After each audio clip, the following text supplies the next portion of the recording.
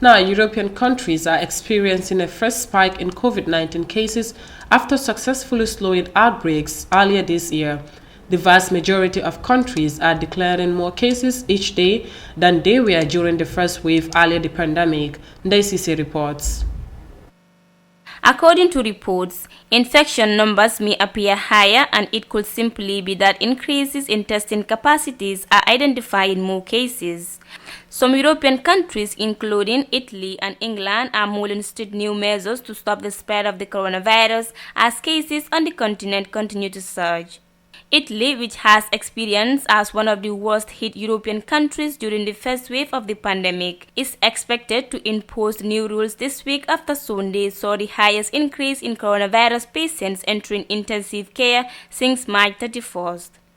Reports also indicated that more European leaders are preparing to take drastic actions to contain a second wave of COVID-19, which will likely damage their economies.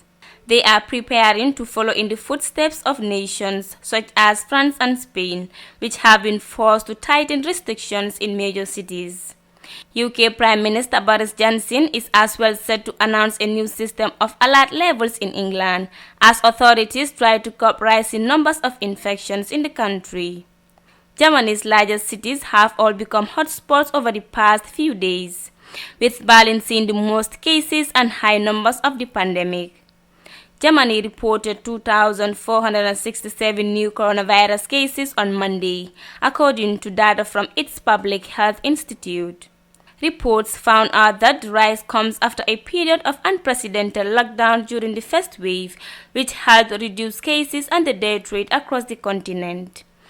Reporting for iAfrica News, I am Daisy.